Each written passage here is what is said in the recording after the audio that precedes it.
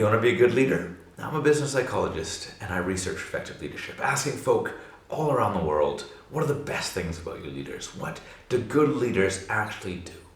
And one of the themes that came up again and again and again in the research is that we want our leaders to balance giving autonomy and providing support.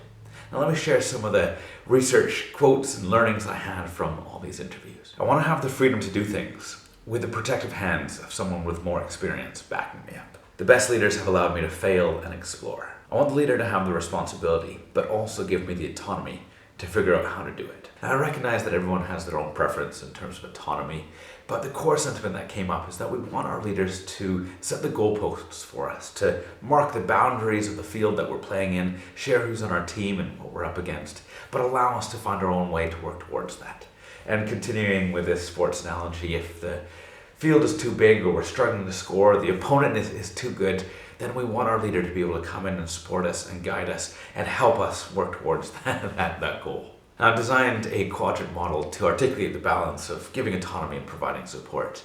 And you can see the top right quadrant is what we're aiming for, which has that balance of autonomy where we have the creativity and the freedom to do things our way, but also the support, the coaching, the feedback, the guidance, the advice of our leaders so that we can excel. Now I'm going to make a full video on this quadrant model, so I'll link that in the description in due course. But for now, if this piques your interest, feel free to pause the video and then continue at your own pace. On to the how. How can a leader, how can you balance giving autonomy and providing support? Well, first, I believe that autonomy is earned incrementally. The more experience and the better the track record I have with a task, then the more freedom, the more autonomy, the more creativity I've earned as a result to do it in a way that makes sense for me. So if you're not yet a leader, then earn that autonomy. And if you are already a leader, then reward that good work with more autonomy. But let me give a little bit more flavor to both of these lenses, if you are a leader and if you're not a leader. So if you are a leader, what can you do? Set clear expectations. Establish a defined target. What does success actually look like? Share with them the boundaries, the budget, the time, the resources, who they can go to beyond yourself to ask questions of.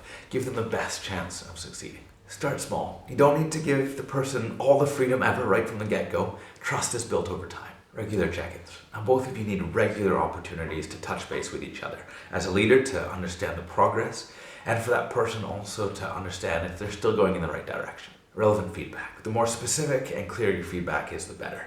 It'll help minimize that waste and make sure that that person is hitting that target without going off in different directions and isn't wasting time. Now, from the perspective of someone who's not a leader, earn the autonomy. Get that task done, work hard, do it to a good quality, and then repeat and do it better the next time.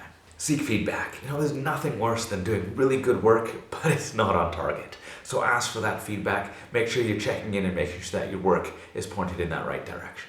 That's what the research has taught me for now, but I'm eager to continue exploring this space. So if you guys have any thoughts and ideas, feedback, resources, tools to share with me, please send them over. I'm eager to soak those in.